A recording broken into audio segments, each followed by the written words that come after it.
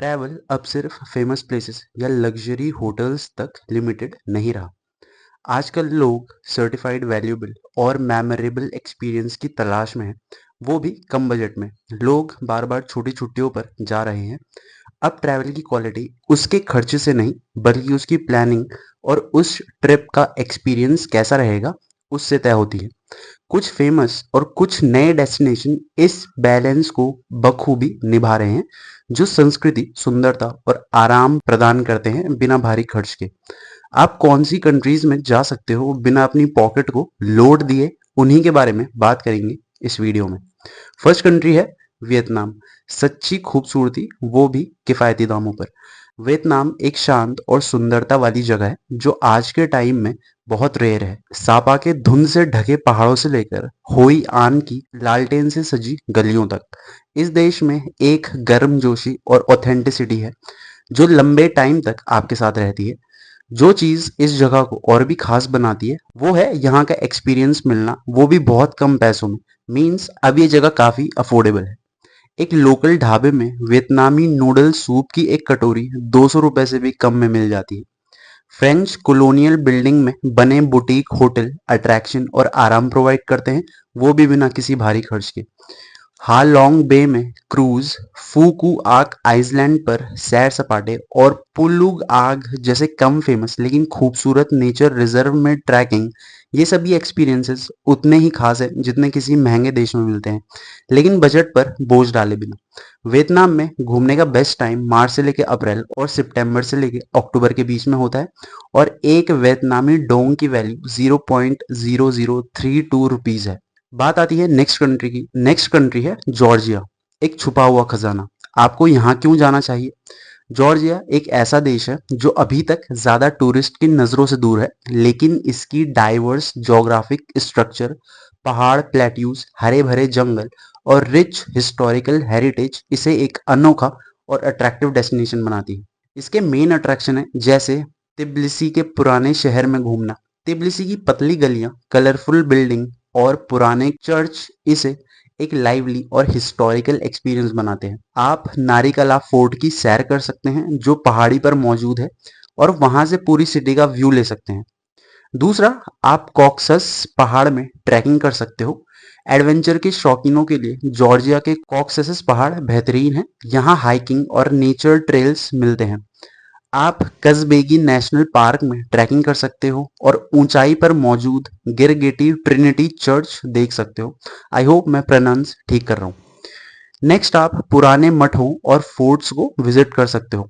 Georgia की history बहुत पुरानी है और यहाँ कई यूनानी, रोमन व मध्यकालीन मठ और फोर्ट्स मौजूद हैं। अपलिस्ट सिखे एक पुरानी गुफा स्ट्रीट है जहां आप चट्टानों को काटकर बनाए गए मंदिरों और घर को देख सकते हो। अब थोड़ी बजट टिप्स के बारे में बात कर लेते हैं। जॉर्जिया में मेट्रो, मिनी बस, मार्श रूटक्का और लोकल बसें बहुत ही सस्ती होती है। तिब्लिसी से कस्बेगी तक का सफर मिनी बस में 300 से लेकर 400 रुपए में हो सकता है। होटल के बजाय आप लोकल लोगों द्वारा चलाए जा रहे गेस्ट हाउस में स्टे कर सकते हो, जो सस्ते और एक्सपीरियंस रिच होते हैं। इनके पास आप 800 से 1200 रुपए देकर पर नाइट में एक साफ सुथरा कमरा नाश्ते के साथ पा सकते हो। यहाँ आप एक लोकल टेबरन रेस्टोरेंट में खाचा पूरी, चीज से भरी हुई रोटी और खिनकाली पकोड़ों जैसे डम्पलिंग्स का एक्सेसिव खाना आपको सिर्फ 200 से 300 रुपए में मिल सकता है। यहाँ की करेंसी एक जॉर्जियन लारी, जो कि 31.38 इंडियन रुपीस के बराबर होती है। नेक्स्ट कंट्री है मोरक्को। मान लीजिए आप मोरक्को घूम रहे हो। मोरक्को अफ्रीकी आइसलैंड पे मौजूद है, इसीलिए इसमें अफ्रीकी कल्चर के एलिमेंट्स हैं। यहाँ एक अरब कंट्री भी है, इसीलिए यहाँ इस्लामी और अरब ट्रेडिशन भी है। साथ ही सदियों से यूरोपियन कंट्रीज, खासकर स्पेन और फ्रांस के साथ इसके हिस्टोरिकल रिलेशन रहे हैं, जिसके कारण यूरोपियन इफेक्ट्स भी शाही ढंग से यहाँ दिखाई देते हैं। जैसे कुछ सिटीज में फ्रेंच या स्पेनिश आर्किटेक्चर आपको देखने को मिल सकता है। जब आप यहाँ जाएंगे तो आपको आर्किटेक्चर में शायद कुछ ऐसी बिल्डिंग्स देखने को मिले जिनकी बनावट में अफ्रीकी मिट्टी की ईंटों की स्टाइल, कॉम्प्लेक्स अरबी टाइल वर्क और यूरोपियन कॉलोनियल डिजाइन का मिक्सचर होगा। खाने में आपको अरबी, अफ्रीकी कुसकुस और शायद कुछ यूरोपियन स्टाइल की पेस्ट्रीज या कॉफी की दुकानें भी मिलेंगी। यहाँ आप अरबी अंडालूसी म्यूजिक सुन सकते हैं, जिसमें अफ्रीकी लय और यूरोपियन इंस्ट्रूमेंट का यूज हो सकता है। यहाँ आप ऐसे मार्केट्स देखेंगे जहाँ अफ्रीकी हैंडक्राफ्ट, अरबी मसाले और यूरोपियन स्टाइल के सामान एक साथ बिक रहे होंगे। यहाँ घूमने की मेन जगह माराकेश के सूख मार्केट्स हैं। ये ट्रेडिशनल मार्केट्स होते हैं जहाँ आपको लोकल प्रोडक्ट्स, स्पाइसेस, कपड़े, लेदर का सामान और हैंडीक्राफ्ट मिलेंगे। आप शेफ चोयन के नीले शहर भी, ब्लू सिटी भी जा सकते हैं। यह मोरक्को का एक ऐसा शहर है जिसकी सभी बिल्डिंगें और गलियां ब्लू कलर की हैं, जिससे ये भी बहुत ही खूबसूरत और देखने लायक जगह बन जाती है।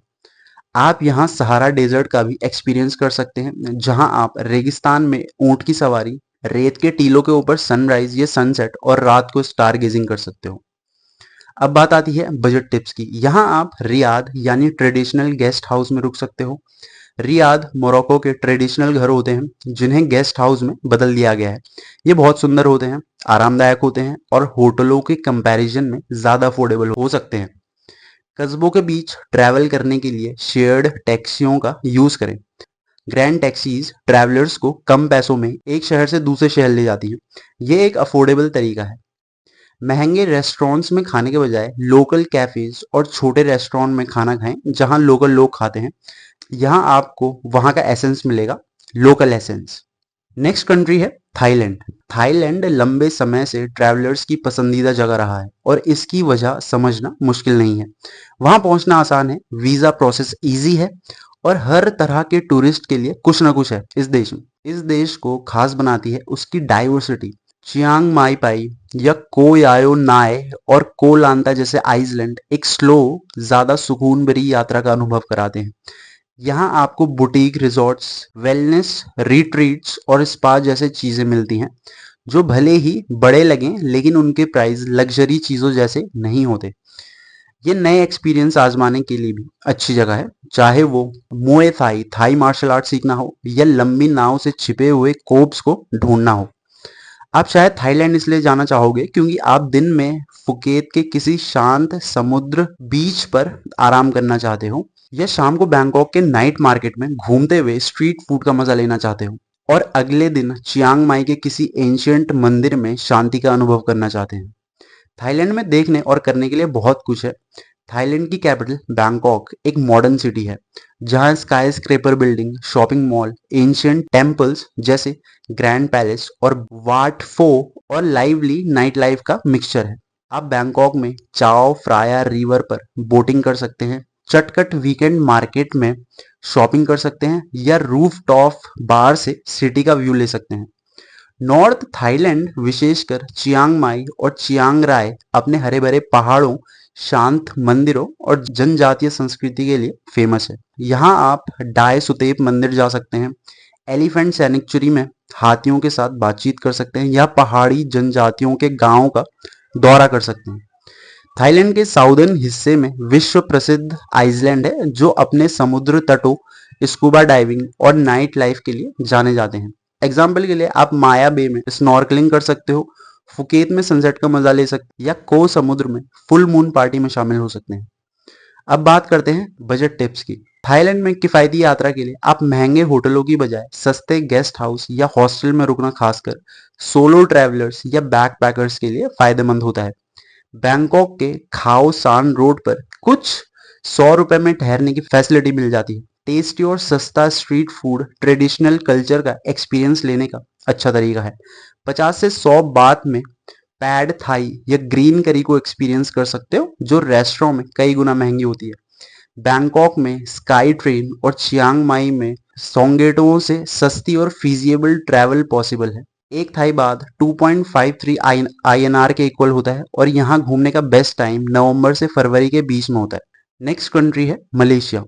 छिपी हुई लग्जरी KL के परे मलेशिया उस तरह से आराम और कल्चर डाइवर्सिटी का मेल कराता है जैसा बहुत कम जगहों पर देखने को मिलता है, जबकि कुआलालंपुर KL एक नेचुरल एंट्री द्वार है। असली अट्रैक्शन पेनांग और लैंगकाबी जैसे सिटीज में है। जॉर्ज टाउन में बुटीक हेरिटेज स्टे और लैंग कावी के beach front resorts attraction provide करते हैं, वो भी एशिया के अदर हिस्सों के कंपैरिजन में काफी अफोर्डेबल रेट्स में। जो इसे आज और भी अट्रैक्टिव बनाता है वो है इसकी रीच, इसकी पहुंच। इंडिया की प्राइम सिटीज से सीधी फ्लाइट और 2026 के एंड तक वीजा फ्री एंट्री के कारण अचानक या ऑफ सीजन ट्रैवल प्लान करना आसान हो गया है। ये कंट्री दुनिया के सबसे पुराने रेन फॉरेस्ट में से एक है। ट्रैकिंग और कैनपी वॉक जैसे एक्सपीरियंस प्रोवाइड कराता है जो साउथ अमेरिका के ई टूरिज्म हॉटस्पॉट को टक्कर देते हैं। पांगोर आइलैंड एक शांत समुद्री ऑप्शन है, जबकि कोलालमपुर केएल में मैनग्रोव जंगल, जुगनू और नदी किनारे बसे गांवों को देखने का अलग ही मजा है। अब बात करते हैं बजट टिप्स की। एयरपोर्ट और या दुकानों से लोकल सिम लें जो डेटा और कॉलिंग के लिए सस्ता पड़ता है। आरएम 10 से 15 में 5 जीबी डेटा वाला पैक मिल सकता है। स्ट्रीट फूड और लोकल दुकानों में कैश जरूरी होता है, जबकि होटल्स और मॉल में कार्ड चलता है। फॉरेन एटीएम से विड्रॉल फीस से बचने के लिए एक बार में ज्यादा से ज्यादा कैश निकालें। पेट्रोनास टावर्स बाहर से देखना। बटू गुफा, मर्सी पार्क और बंदरों से भरे नेशनल पार्क्स जैसी जगहें फ्री या बहुत सस्ती हैं। सबसे पहले आप इन सारी चीज़ों का एक्सप्लोर कर सकते हो। म्यूजियम और गैलरी में अक्सर फ्री एंट्री या डिस्काउंट होता है। इसी तरह आप और भी फ्री जगहों को एक्सप्लोर कर सकते हो। यहाँ घूमने का बेस्ट टाइम मार्च से लेकर मई और अक्टूबर से लेकर नवंबर के बीच में होता है और एक मलेशियन रिंगिट 19.52 INR के करीब होता है, तो आप उस हिसाब से अपना एस्टिमेट बना सकते हो। नेक्स्ट और सिक्स्थ कंट्री है UAE, Dubai to Abu Dhabi. UAE country को लग्जरी का बहुत अच्छा एक्सपीरियंस कराना आता है, लेकिन साथ ही ये इसे हर किसी के लिए अफोर्डेबल बनाना भी जानता है। कम फ्लाइट टाइम, बार बार मिलने वाले फ्लाइट डील्स और किड्स गो फ्री जैसे समर ऑफर्स इसे फैमिलीज के लिए एक अच्छा ऑप्शन बनाते हैं। दुबई के बहुत सारे एक्सपीरियंस फ्री हैं, जैसे कि बुर्ज खलीफा पर फाउंटेन शो, अल फहीदी हिस्टोरिकल एरिया में टहलना या काइट बीच से सनसेट देखना। पब्लिक ट्रांसपोर्ट साफ और इफेक्टिव है, जिससे सिटी के अंदर ट्रैवल की कॉस्ट कम होती है। आबू धाबी कल्चरल रूप से भी समृद्ध है। यहाँ लूव्र म्यूजियम और सदियात कल्चर एरिया में टीम लैब फिनोमेना भी देखने को मिलता है। शोल्डर सीजन, शोल्डर सीजन में ट्रैवल करने पर होटल के रेट्स मीडियम होते हैं, न ज्यादा हाई और न ज्यादा लो, और भीड़ भी कम होती है। शोल्डर सीजन वो ट्रैवल ड्यूरेशन होती है जो पीक सीजन और ऑफ सीजन के बीच में आती है। यह टाइम आमतौर पर अच्छे मौसम, कम भीड़ और सस्ती कीमतों का बैलेंस प्रोवाइड कराता है। यहाँ घूमने का बेस्ट टाइम नवंबर से लेकर मार्च के बीच में होता है। एक यूएई दिरहम 23.04 INR का होता है। अब बात करते हैं बजट टिप्स की। फ्री पब्लिक बीच का यूज करें जिनमें फैसिलिटीज भी होती हैं। महंगे प्राइवेट बीच क्लब छोड़ें, महंगे प्राइवेट बीच क्लब्स छोड़ दें। यूएई में कई साफ सुथरे फ्री पब्लिक बीचेस हैं जहां shower, charging room, running track और वाईफाई जैसी फैसिलिटीज फ्री मिलती हैं, जैसे JBR beach, kite beach, Al Hudairiyat beach, Abu Dhabi. Expo, sports event या फेयर में वॉलंटियर बनने पर आपको फ्री एंट्री, खाना, गिफ्ट और कभी कभी सर्टिफिकेट भी मिलता है। ऐसी अपॉर्चुनिटी ढूंढने के लिए, वॉलंटियर करने के लिए volunteers.ae या इवेंट साइट पर आप सर्च कर सकते हैं। द एंटरटेनर ऐप यूएई में बजट ट्रैवलर्स और लोकल्स के बीच बहुत पॉपुलर है। ये ऐप खाने, ट्रैवल और एक्टिविटी स्पा पर एक के साथ एक फ्री ऑफर देता है। कई बार फ्री ट्रायल भी अवेलेबल होता है। ऐसी नेचुरल और हिस्टोरिक जगह हैं जहां कोई टिकट नहीं लगता, वहां सबसे पहले विजिट करें। अल कुद्रा लेक, रेगिस्तान में झील, पिकनिक और साइकिलिंग के लिए फ्री है। हत्ता डैम, दुबई से ड्राइव, अगर आप अपनी कयाक लाए हैं तो कायाकिंग भी फ्री है। शारजाह हेरिटेज एरिया, यहाँ भी आप कई म्यूजियम्स को फ्री में विजिट कर सकते हो। नेक्स्ट और सेवन कंट्री है टर्की। टर्की कल्चरल और अफोर्डेबिलिटी के बीच बैलेंस बनाए रखने में लगातार सक्सेसफुल रहा है। प्रेजेंट टाइम में, वर्तमान समय में लीरा की फेवरेबल एक्सचेंज रेट के चलते ये कंट्री घूमने के लिए बढ़िया टाइम है। चाहे वो इस्तांबुल के हिस्टोरिकल पास्ट की खोज हो या कैपाडोसिया के अननेचुरल नज़ारों की सैर।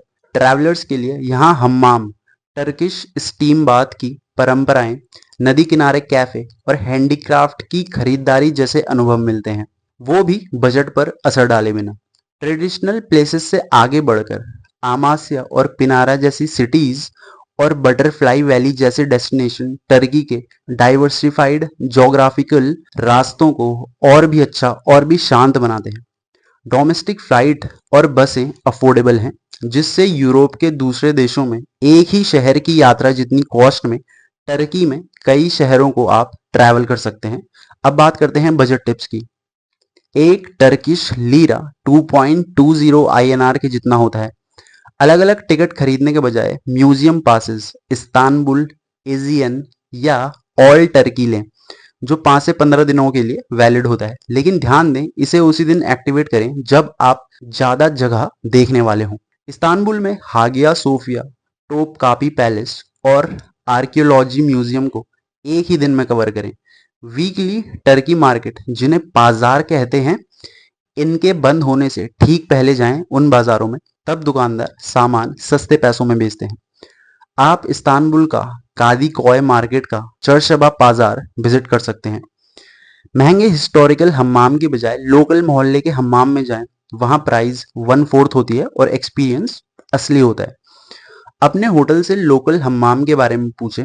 स्टूडेंट्स वाले इलाकों में आर्ट और म्यूजिक खोजें। इस्तांबुल, अंकारा और इजमिर जैसे शहरों में स्टूडेंट वाले इलाके जैसे कड़ेकोय, जहांगीर, अलसानक में आपको फ्री या सस्ते थिएटर, म्यूजिक गिग्स और आर्ट शो मिल सकते हैं। भीड़ भाड़ वाले टूरिस्ट स्पॉट से बचें और ऐसी जगहों पर जाएं जो कम जानी जाती हैं लेकिन बहुत खूबसूरत हैं। अमसरा ब्लैक सी किनारे का शांत और सुंदर शहर है। सफरान बोलू ओटमैन स्टाइल के घर, यूनेस्को साइट। मार्दिन ऐतिहासिक संस्कृति खजाना। लेक एरगिदिर एक छुपा हुआ झील वाला पैराडाइज जहां आप फ्री में कैंपिंग कर सकते हैं। दोस्तों, वीडियो में इतना ही। वीडियो अगर पसंद आया हो तो वीडियो को लाइक, शेयर और चैनल को सब्सक्राइब करना ना भूलें। More informative content is on the way. Thanks for watching.